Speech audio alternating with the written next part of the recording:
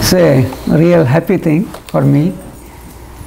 It's most unexpected when I came here a few months ago, and it's such a lovely group, so close group.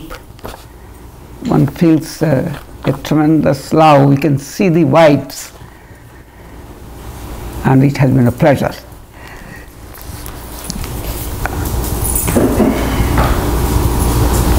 I guess everybody should relax first, nothing to be really serious about. It's just something to be enjoyed. So we have Jan also, who really knows the whole thing, and Bart, we are good at it.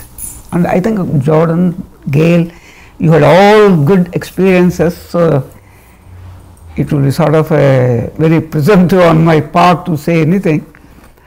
So it's more like speaking amongst people who are already, it's something like, what do they say, selling to the choir or something like that. Everybody knows the things. Yeah. But for people who do not have any acquaintance with non-duality,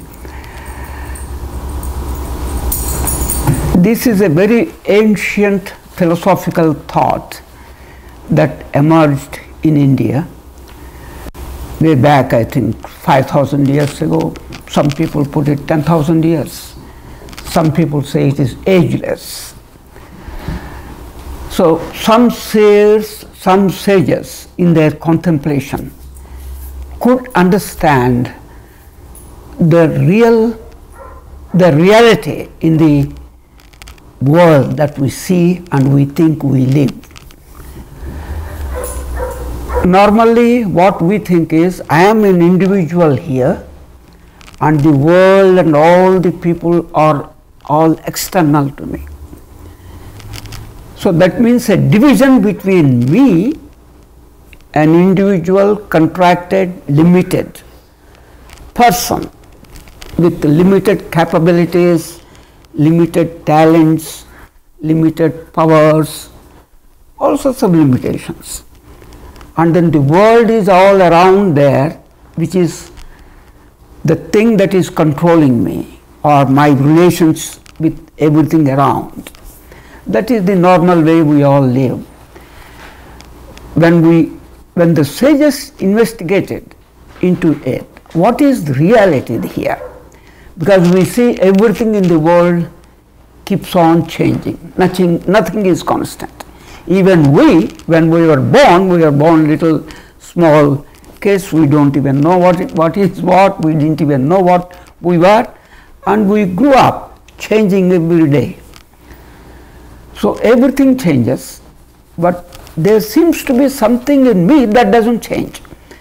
When I was a little baby, or when I grew up to be 10 years old boy or a teenager and so on, still a perception within me that I am there continues, even though everything around, including my own body, is changing. So the sages went on thinking, what is it that really stays constantly there, even in the presence of all changes around, including my body? Some of you may be knowing that as we sit and talk, every few seconds there are changes in the cells in our brain. Every minute, something like 300 million red blood cells are dead and new ones are created.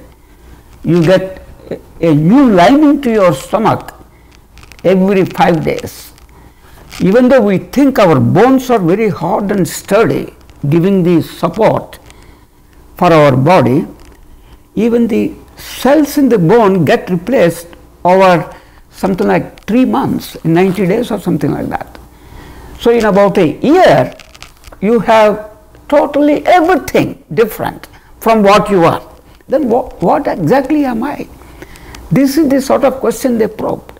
For example, the little 5-year-old baby that you are is long ago gone and dead.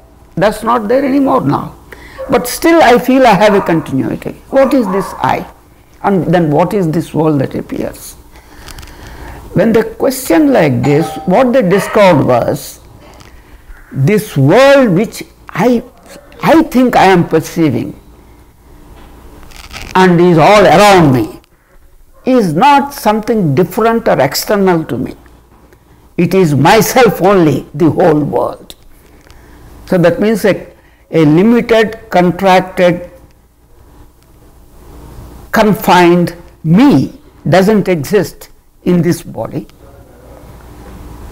This me exists all around. This whole thing that appears is me only.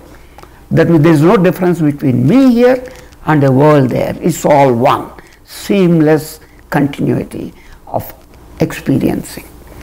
Jana, do you like to say it in a better perhaps? Perfect. So the seamless continuity between a perceiver here and what is perceived around as oneness. That is called as Advaita or no two-ness. Dvaita means means no in Sanskrit. Dvaita means two-ness. So no two-ness. They didn't even want to say it is all oneness, because oneness implies the existence of some other thing. So they want to even indicate that nothing really exists, anything other than whatever that is, some nameless entity, a one wholeness, including me inside it.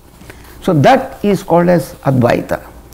So essentially it means me as a perceiver and the world, what is perceived, is all one continuous, seamless experiencing. So this experiencing is all what exists. That is non-duality. So the first, we have, Hildy and myself, we thought that this session should be more in an interactive way, that people could raise questions and perhaps we can see how the response keeps coming. She has circulated an email notice also. Only a few questions have come. So one question that has come is quite relevant here.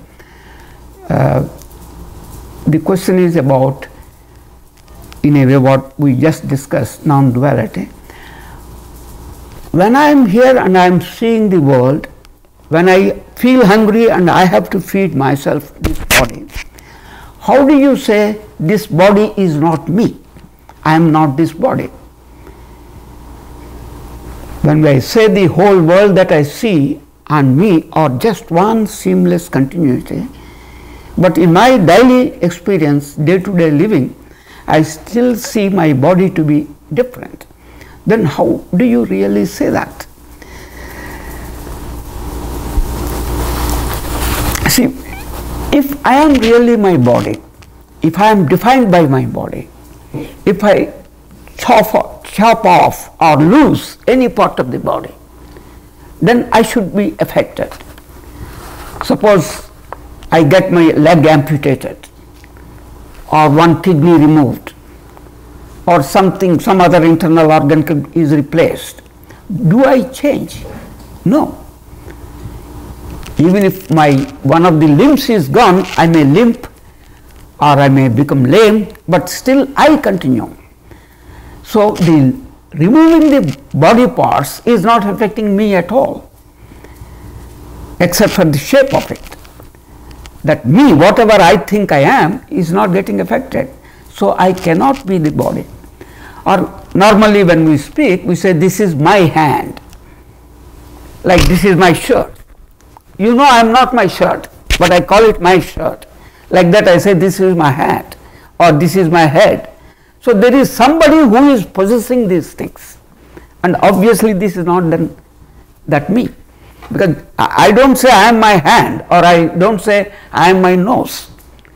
I always say this is my hand or my body, something like that. That's something we are possessing it. So who is it then that possesses it? So this indicates that you are not body really. This is something you are possessing. Like I am possessing this shirt or the trouser or some ornaments or my watch or whatever it is. And another thing, when you sleep, in your deep sleep, you don't even have any body at all. You don't have any sense of a body, but you still continue. So even without the body you exist.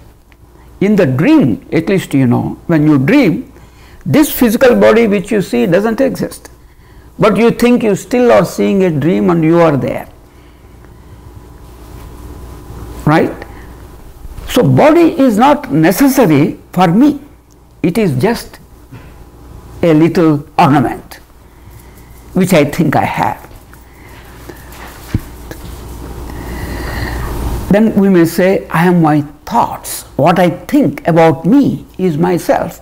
I am so and so, or so and so, born to so and so parents, or belonging to this country, or some such descriptions we may give, or my profession is such and such. I am an expert in this, or I know this, I don't know that. So this sort of a descriptive, imaginary, mental processes may also be there. Even those are not you, because you always will say, this is my thought, just like we said, this is my shirt, this is my thought, or I imagine like this. So you always keep yourself apart from that thought process, whatever mentation that goes on in your mind. So even that mind is not you. Or putting it in a different way, you eat food, it gets digested in the stomach, you know that. Stomach then distributes, in a sense, to the blood and all that, whatever nutrients to the entire body. So the function of the stomach is to secrete the gastric and other juices and digest the food, distribute it to the body. So the functions of digestion and distribution of the food go on, but you never claim yourself to be those functions. You think they are done by my stomach. Similarly, heart. Heart goes on doing that lub dub lub dub, it goes on pumping blood, receives the blood from different parts of the body, purifies it, that oxygenates it through the lungs, and again distributes it back to different organs. That is the function of the heart. But you never say, I am that function. Similarly, the thoughts, or what we call mind, is the function of the brain. The brain keeps on giving these electromagnetic pulses as the neurons keep functioning in the circuits through electromagnetic signals. That signaling appears as thoughts. So whatever we think our mind is, whatever we conceive our thoughts to be, are the functioning of the brain. Just like this lub dub is the function of the heart to supply blood to the different parts of the body, thoughts and thought processes are the function of the brain. But we claim the function of the brain to be myself. I identify myself with my thoughts. It's not necessary at all. Just as I never identify myself with my heartbeat, but I identify myself with my thought and thought processes. But thoughts and thought processes are just there to protect the body. Just like heart or stomach or the limbs are there to take care of the body and bodily functions, transactions in the world, the thoughts and the brain processes exist just to take care of you, take care of the body organism, not you. I don't mean that me. So whatever I am is not even my thought processes. Thought processes are just a function of the brain, just as much as digestion and assimilation of food is a function of the stomach, or pumping the blood, receiving and distributing back the blood by the heart. So I don't have to identify myself with the thoughts. You may have a recollection of the experience of the past president here, George Bush. When he went to give his last speech in Iraq, one gentleman threw a shoe on the dais. That Maliki, I think, was the Iraq Prime Minister. He was standing there beside him.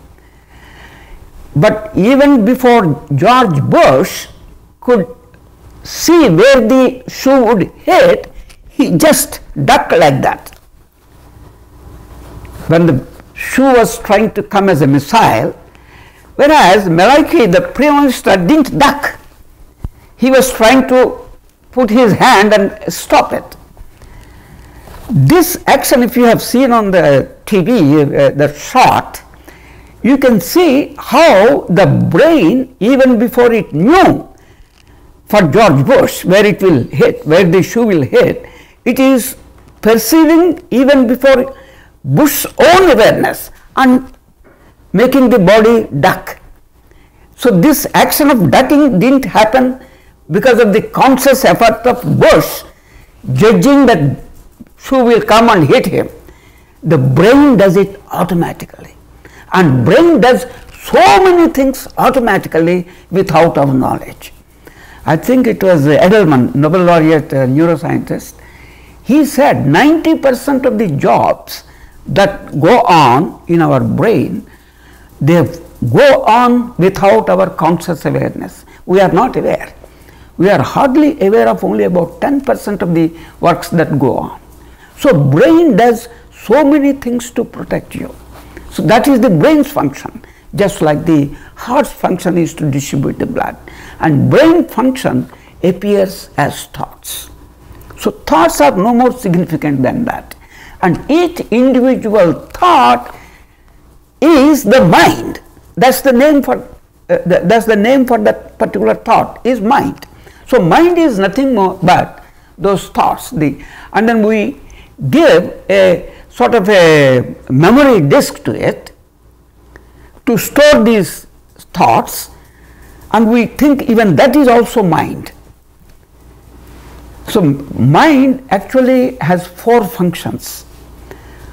One is these thoughts and counter thoughts, judging things, sensing things, and then responding to them for our own survival. These thoughts and counter thoughts as reactions to what all happens in the environment. The next function is again another survival tool to keep a memory of things. Suppose as an organism, we secure some food, we store the food somewhere, and this has been happening not now, this has been happening for millions of years, ever since man has evolved or appeared on the surface of the earth. He forages or hunts, brings the food, stores somewhere for eating later on. So he should remember where that food is stored. So as a mechanism to remember the things like that, food, or avoiding dangerous locations, we have developed a faculty of remembering. That is called as memory. So first function is receiving the signals from all around the environment and reacting to them as thoughts and counter thoughts. Second function is the memory. Then third function is to use the discretionary faculty of judging things. I should do this or don't do this for the welfare of this body organism. That is called as intellect. So mind is the thoughts and counter thoughts. Memory is this remembrance memory disk. Third is the intellect, which is useful as a discriminatory decisive decision taking mechanism. The fourth is the ego, which gives us a sense of continuity in time in our existence, and also a continuity for our experiencing things. So these are the four functions, we lump them all together and call mind. All these four functions are happening in the brain, and we can record and visually see from an electromagnetic record these different functions that happen there. So these thoughts, so called mind, is nothing but a function of the brain, and there is no reason why we should think we are our thoughts even. So when we are not our thoughts and mind, when we are not even this body, then what am I? When this is further examined, we can see that we are nothing but these sensations which are all coming, and we think some of those sensations are what I am, and some of the sensations are not what I am. For example, as we sit here, we are seeing people, we are seeing the walls, we are seeing the windows, we are seeing the lamps, tables, floor, roof. Consciously or unconsciously, you are aware even from your the terminal points, from the sides, you are aware of everything, and you are also seeing your own body. You think you are the body, but not that wall. But you are actually seeing the body as well as the wall. You are seeing the floor as well as the shoe. But you deny that wall is not me, but only this body which I see is me. There is no reason at all, except for arbitrary decision we have taken. So when you take all the signals that are received by you in totality, without this judgment and without any division, without naming this is me, this is not me, or this is something that is alive, that is something not alive, if we don't divide the things into these various little fragments, what all exists are these sensations. And the sensations can't be even given a name. We gradually keep learning to give names to it, right? From your childhood, it is your mother who teaches you, this is the nose, otherwise you didn't even know what was nose. And the parents enjoy when the child replies back, and they keep on questioning, where are your ears, is this the ear, or is this the nose? They know the child then is taught. So in this way, we are told to distinguish and identify things as objects. Otherwise, it is one whole single experience. This whole single experience includes this body, even the sounds that are coming just like that. Along with this sound, you can hear some other hum also in the background. Even that is coming.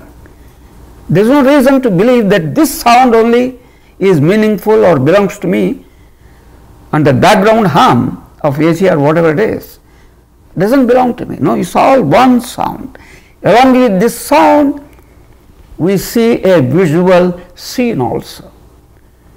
So this visual scene need not be called as something that is connected with eyes and the other vibrations that are going on in the air connected with ears and call them as sound. There is absolutely no reason at all. We do it only for our transactional convenience or operational convenience. So if it is all one, then what are its characteristics? The true characteristics that do not change in time are identified to be three. The three characteristics are just simple beingness, existence. Like I am. Nobody needs to give a proof that I exist. This is unquestionable. We don't require somebody to come from outside and tell me that I exist. Existence is self-known. Similarly, I am conscious. The moment I am able to listen to the sounds, see the things around, it's so clear. I have knowingness of things. So, beingness and knowingness, these are the two very clear and obvious characteristics of that me, whatever I am. Then there is a third one also, which is intrinsic to it. It is not obtained or is not cultivated, is not acquired. It is inherent, just like beingness and knowingness, and that is happiness. But we normally miss this happiness, because I think usually that I am confined here and that my happiness has to come from that object or from this person or some action. So, we always put this happiness outside me and try to get it, approach it, and that keeps us more unhappy. So, that happiness is also as much a basic fundamental aspect of my own being, my own knowing. So, beingness, knowingness and happiness are the unchanging qualities of mind. Because they are my unchanging qualities, I want to be naturally within those three, in beingness, knowingness and happiness. Because I bring an artificial imaginary division between a confined me here and a big large world out there, the unhappiness is coming out. So, it is a question of misidentifying myself to a small part of this whole scene, this small part being my body. This is the main reason for unhappiness. Instead of that, if I understand it is not merely my body, this entire thing is me, there is nothing outside me. When there is nothing outside me and everything is me, there is nothing to be procured by me or anything that I lack or I have to desire and then possess. Everything is me. Then what do I need? There is nothing that I need. And that is all the happiness. You feel unhappy because you lack something, you starve for something, you look for something for fulfillment. When I do not have to fulfill myself with any object from outside, when everything is me, there is nothing to be desired, and that is the state of happiness. Similarly, we can also explain what is love. We feel there is happiness in love. Yeah. Can I ask a question right there? Yeah. If I'm already happiness and I don't need to desire anything, does that mean I just never have to do anything, or I can just sit and meditate all day and go to school? And how's that? Right.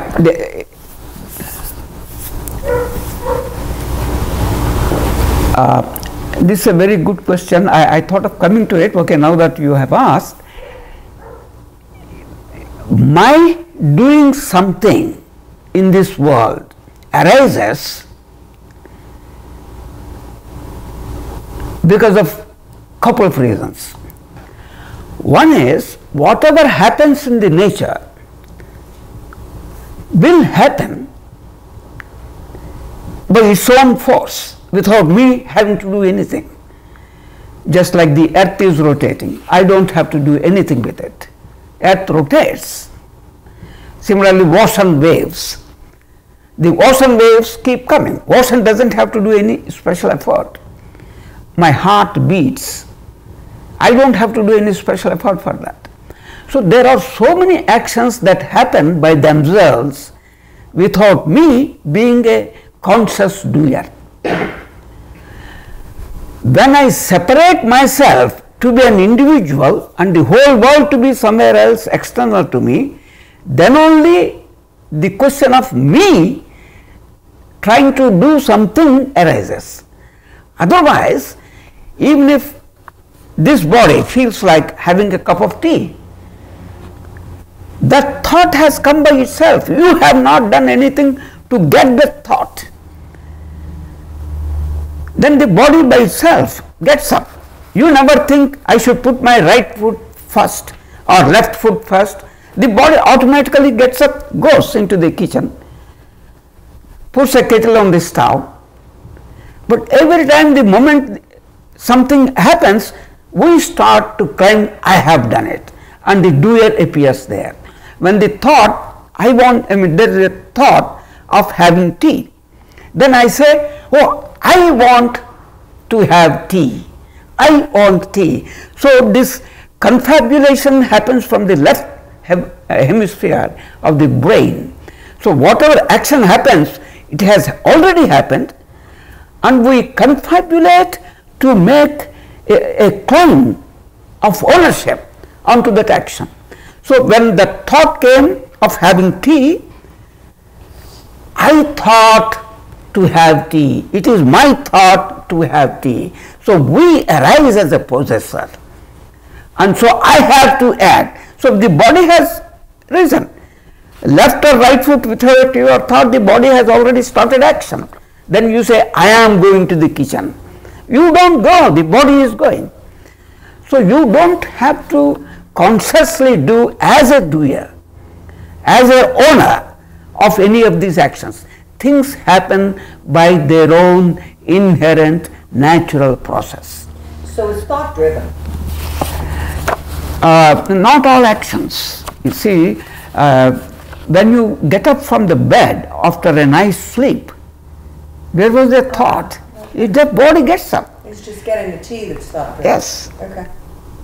Okay. So there are so many actions that go on. For example, right now your heart is circulating the blood. Where is your thought there? So things happen in the normal course, but we bring up an ego there and claim ownership to whatever happens and say, I am doing it, it is my thinking, my decision. So what we have to learn then is, let all actions go on without that sense of ownership and doership. So it's not acting. Actions will go on. Things will work, but let them work by themselves without a consciousness of me being a doer. In fact, even neuroscientists found that whatever perception we get, we are always a quarter second behind what happens. That means whatever scene is right now here with some sound that has already changed, or my hand position has changed, this perception of whatever is happening is always a quarter second behind the actual happening. So you are never really capable of seeing what exactly is happening right now. So even what you think you are conscious and you know and you see is a post fact intelligence. It's a fait accompli that we notice. So things have already happened, and then we let one claim ownership to them, and they say, I have to act, I have to do things. No, things happen, so let them happen. So to let things happen, that is non-duality. So it's not actionlessness, but actions that go on without that sense of doership and without that sense of ownership. So did you become a scientist? Do I become a? You're a scientist, right? I was. Well, you were, right? Did you become that and do that before you realized you weren't the doer, or can you do those kind of things with this awareness as well? In my own life, this body and all that, no, I haven't done those actions when I was a government officer, for example, let us say. The sense of doership was there. Okay. But to answer your question whether things can be worked even in active life without this sense of doership, Right. the answer is yes, it works. How does it? For example, you are, say, driving your vehicle on the road. You have to follow the traffic rules, right? In following the traffic rules, if some cop stops you, you have to bring out and show your independent ID. This ID is your own. of that body, you have to show. So, to that extent your limited identification continues. So, at that point non-duality cannot come and say this whole thing, the traffic, the highway, myself, the car, you are one. It does not work, obviously. So, the individuality has to be shown, but even there I do not have to keep my ego and separateness. Let this happen as a routine action. So, the police comes, halts you, asks for an ID, you just pull out, show the driving license or whatever it is. So, I do not have to keep claiming ownership for any of these actions. So, actions happen by themselves and they are over. There is no continuity to them anymore. It just happened, the matter is over. So, even creation is like that. You see, everything creates and then destroys, and again creates. See, a leaf comes up, dries, falls down, already there is another bud coming up with a new leaf. It is a continuous process. So, this creation or folding up, it keeps on happening. Or even if a tree is all grown up, a flower comes up, flower wilts, a seed comes up, the seed grows into another big tree. This tree may go, but again another seed will come up and creation continues.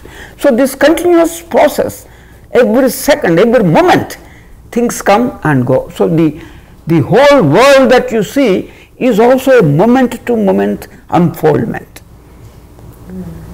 The only thing is, it is happening so fast, we are not aware of this cycling there. So, it unfolds, unfolds, unfolds, unfolds. So, this moment to moment, why does it not just stay like that in one condition, or either folded or unfolded? That is because we are interfering a get there, and that is our thought. So, that means we talked about it one day. If this whole thing, if you imagine as a uniform, homogeneous, a big ball, let us say, without any boundaries. In that, a little perturbation may happen somewhere, a little ripple. Little ripple is happening within this whole thing only. This little rippling is the movement. So, movement creates two things. One is moving from there to here, so space is created, and from moving from here to here, there is a time involved. So, time and space get created. So, this movement is thought. So, thought is actually within this whole thing, but a little throb happening somewhere, and that we call as mind, and we think we possess it. No, you do not possess any mind at all. Just throb in this whole thing, just as a leaf has fluttered right there now. That fluttering of the leaf does not belong to me. So, even this thought that has happened does not belong to me, but I claim ownership to this thought. Just as the flutter of the leaf has just come and gone, even the thought comes and goes. In fact, it does not stay. Because the thought keeps moving like this, which each thought there is unfoldment of the whole thing, which we call creation, and there is again implosion of it, which we call as dissolution. So, creation, and that appears to sustain itself for some time and then dissolves. So, this is the movement happening, and this is the thought that comes in between, and we see this whole thing through this little window of this moving thought. Therefore, it keeps appearing as if this fluctuation is going on: creation, sustenance, dissolution, creation, sustenance, dissolution. So, that is why we keep seeing this change. If this is not there, or if the movement is so much neutralized, everything would stay as it is. That is the stage of amanaska. Yoga Nidra. You attended one of those talks of Ravlinsky, right? Yeah, Joe Ravinsky. Ravinsky. So that Yoga Nidra is the time when you have, for us the mind may be, the thought process may be so fast. For her, perhaps, is so slowed down. So it's almost like a deep sleep. Nidra means deep sleep. But Yoga Nidra means in our deep sleep, we are not aware of anything, whereas in Yoga Nidra, there is awareness with deep sleep. So liberation is nothing but to be aware, but as if you are in a deep sleep condition. So actions keep on happening, but there is no doer for any of the actions. Say for example, a river is flowing. When a river is flowing, there is no doer for the river's action. Can the river say, no, I'll stop flowing from now? It cannot say. It just flows. So there is a natural action there. So without doership, whenever actions happen, without ownership, whenever actions happen, that is the natural process, and there is no me there. When there is no me, that separation between me and what is all is absent, and that is happiness. So for happiness, I don't have to do a thing. The absence of doership, not doing, absence of doership is happiness. Right? So the river keeps flowing. The moment it gets an ego, the flow stops. So absence of doership and ownership, a climate, even for a thought, body hungry, it goes, but I am hungry, I eat this, I don't want that. These preferences of intellect coming, I like this, I don't like it. So they complicate the things and increase the unhappiness. So in this whole single uniform thing which we have imagined a while ago, movement is the thought. Along with this movement, if I add another layer of likes and dislikes, that is polluting it more and more, that is muddying it more and more, so the complications will get added on. So you were referring to the thoughts, good thoughts, development of good thoughts. No, we don't even have to progress towards one thing and trying to avoid another thing. The guy that I learned from, he said that even good thoughts and bad thoughts are still thoughts. Right. And you need to transcend the thoughts. In other words, you don't react to the good or bad. Right. Just be. Just be, right. And that's what you're talking about. And whatever you do it with presence once you learn how to be present. So here we are not even worried whether these movements go on or not. That's what you meant by that transcending. We are not going to arrest the movement. Yes. Yeah, in some of these meditation techniques, they want to arrest the movement, which is misguided. You cannot do that. You cannot arrest thoughts. You cannot force your thought to be totally void. Because the thoughts are very much linked with your breath. So some people discovered that relation between breath and thoughts. So by controlling the breath, they are controlling the thoughts. So they went on discovering series of exercises, varieties of breathing exercises, pranayama techniques.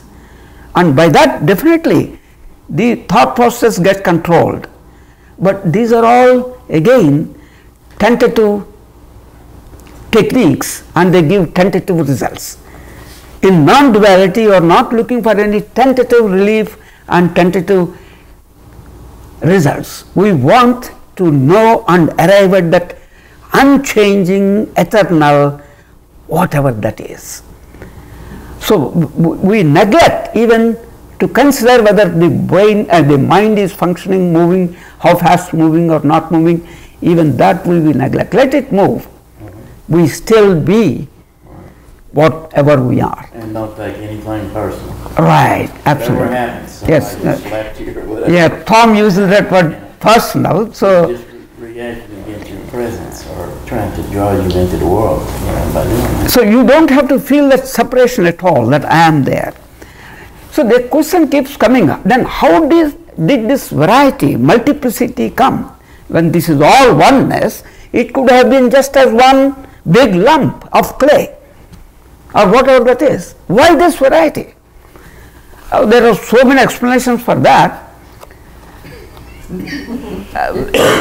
And they are only mental acrobatics, because the real reason for this variety is actually this movement, the thought.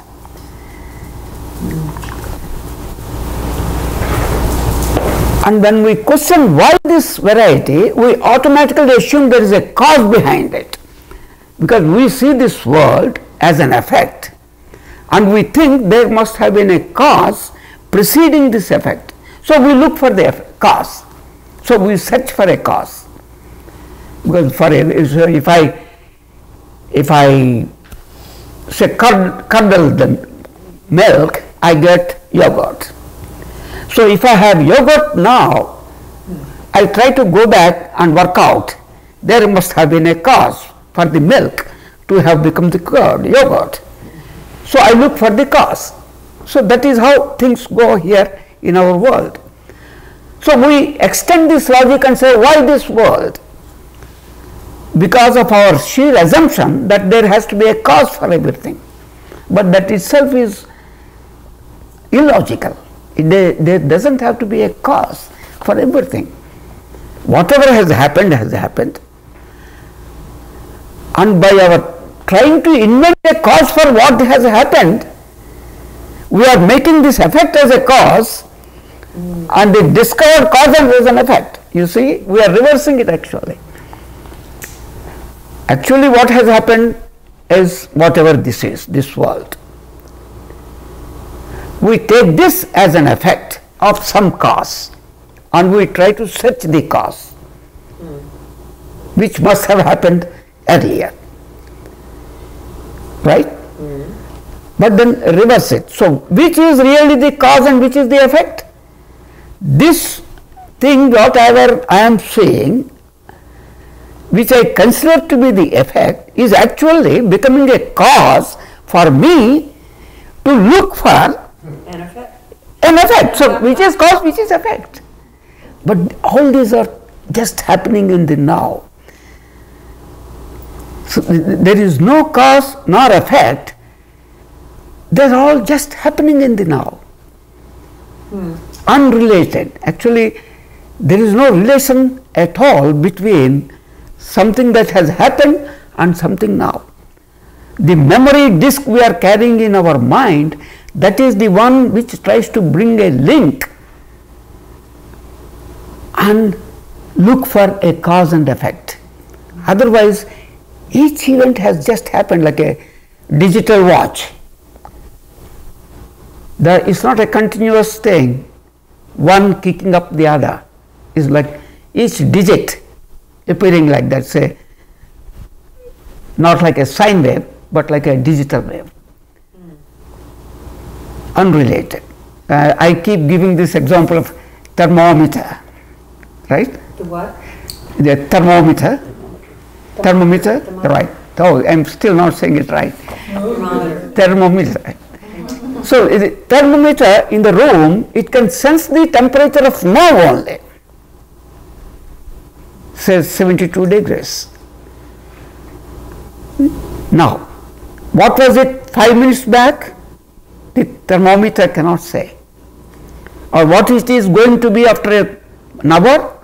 The thermometer cannot say. Thermometer can always see in the now. So the brain also can see only in the now. And if it is reading now 72, that's not because it read 71 a minute ago or 73 5 minutes back or 5 minutes after. Right. There is no relation. It's reading now the temperature. Like that, our consciousness, whatever appears, is in the now. Only because of this little gate through which we are looking keeps moving. We think there is a movement and a connectivity between a past event and the present event, which again lead us to a future event. So there is no such connectivity at all. Shall I stop here for more questions? Or any comment, Gemma? Were you going to finish your thought on love? Pardon me? You were going to say... Love, about love? I will come on. You're right. Okay. We are clear about these three basic qualities of beingness, just existence, knowingness or consciousness, and the third, happiness, right?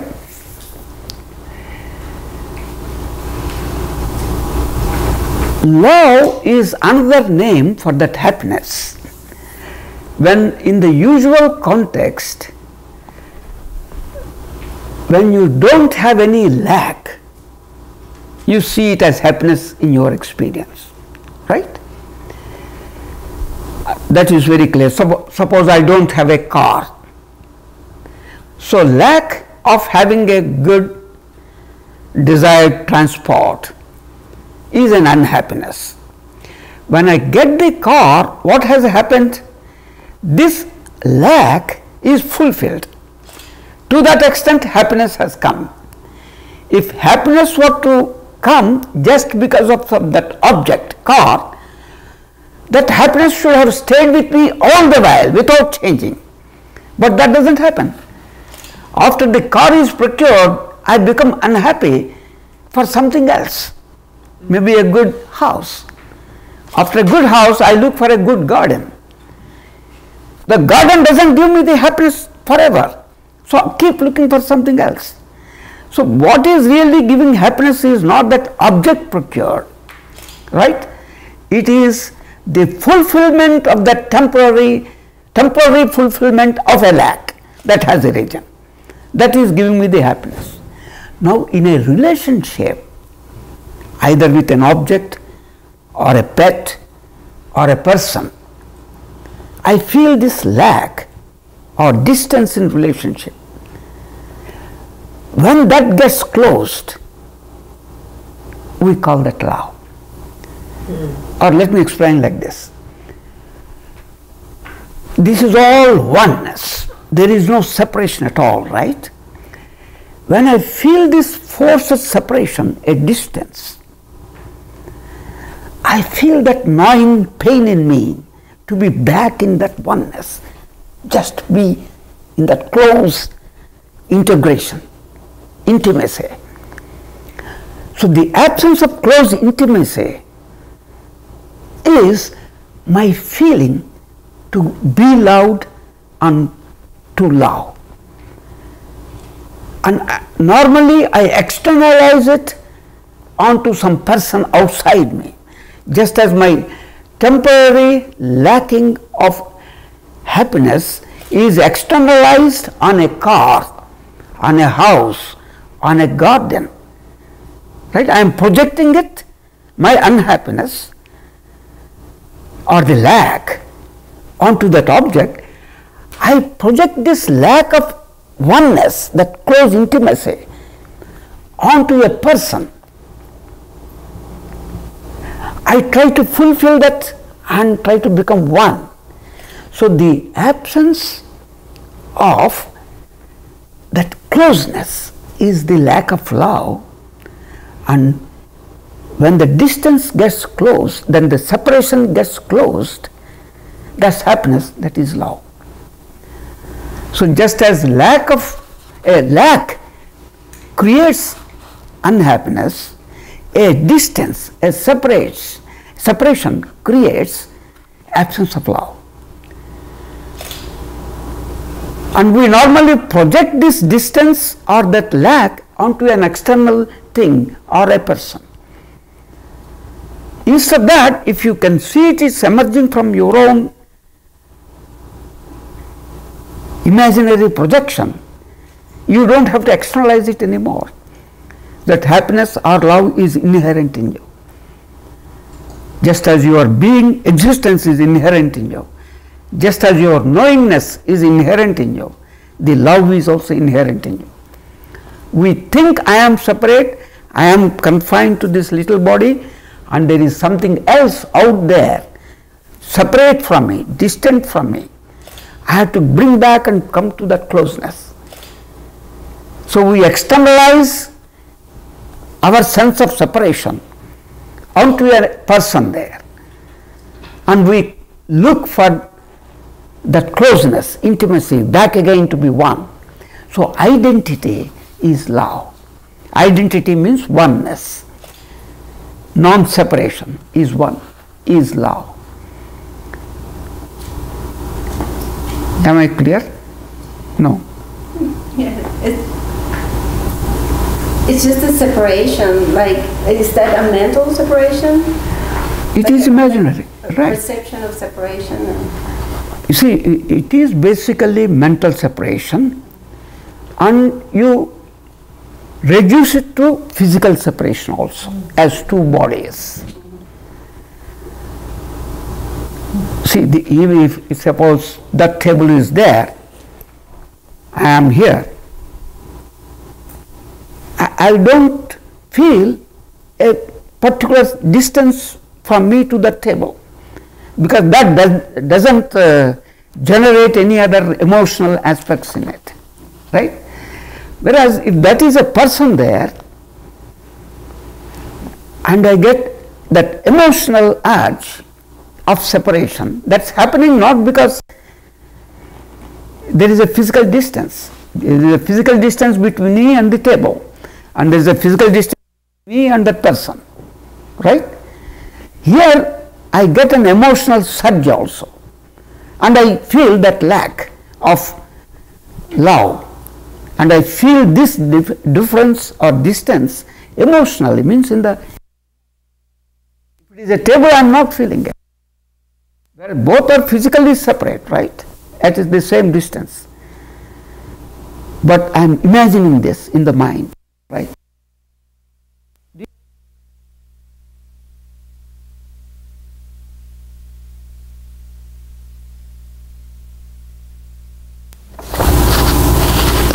See, so that means in nature, when we were talking of a single homogeneous thing of these three characteristics, existence, consciousness, and happiness, it's not that there are three constituents there. These are the three qualities of whatever that is.